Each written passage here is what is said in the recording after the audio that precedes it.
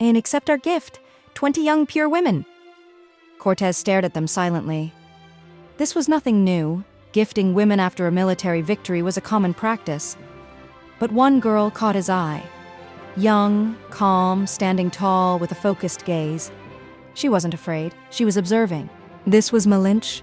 Later, she would become the key figure in the entire campaign. February 18th, 1519. Hernán Cortés sets sail from Cuba. He has 508 soldiers, 100 sailors, and 11 ships. Not much compared to European armies. But in the New World, it's serious power. Cortés came from a noble family but had no money. His wife spent more than they earned. His relationship with Cuba's governor, Diego Velázquez, was long strained. He had no official permission for this expedition. He was essentially fleeing. He sought gold, power, and the king's favor. But he also saw himself as a bearer of faith. He said he was bringing Christianity to new lands. Though often it was not faith but strategy that led his decisions.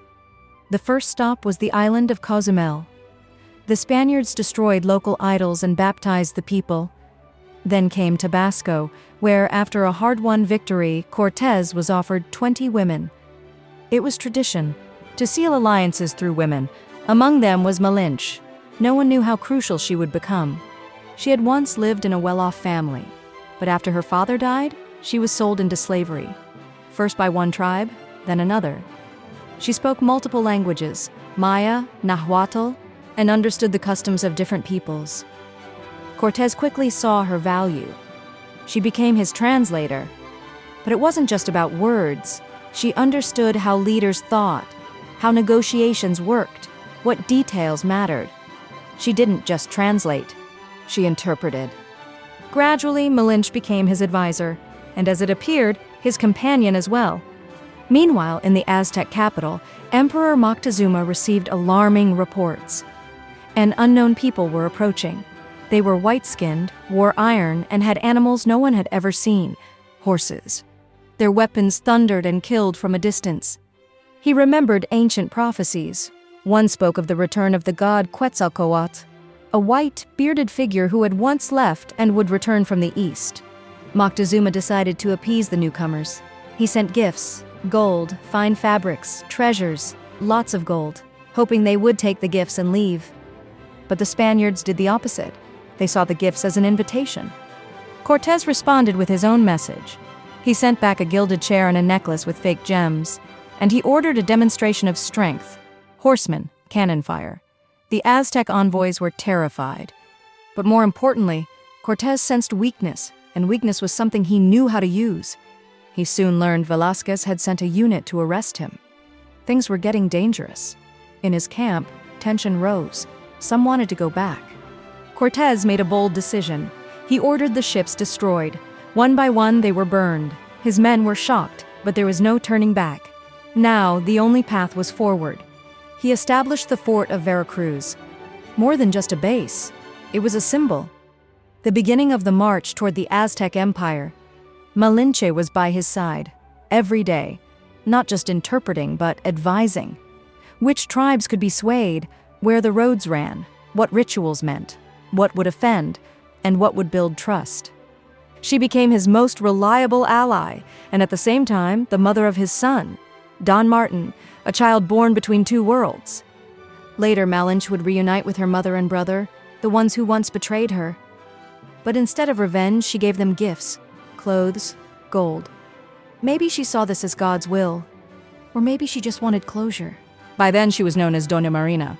She had been baptized, now part of Spanish society. Cortés protected her, even ordering execution for those who insulted her. But then another figure arrived, Catalina, Cortés' legal wife. She came to Mexico in 1522. Their relationship quickly soured. Rumors of jealousy, conflict, and soon, her sudden death. Officially, an asthma attack. But many believed she had been suffocated. Cortés faced no charges, but this shadow would follow him forever. His army marched toward Tenochtitlan. Just 400 soldiers, 15 cavalrymen, and about 1,000 porters. They passed through cities with pyramids, skull racks, and human sacrifices. In Tlaxcala, they fought and won. An alliance was formed. The locals continued offering women. Cortés accepted, but only after they were baptized. He gave one, Francisca, to an officer. The rest were distributed among the troops. That was politics. Malinche's name was now inseparable from his.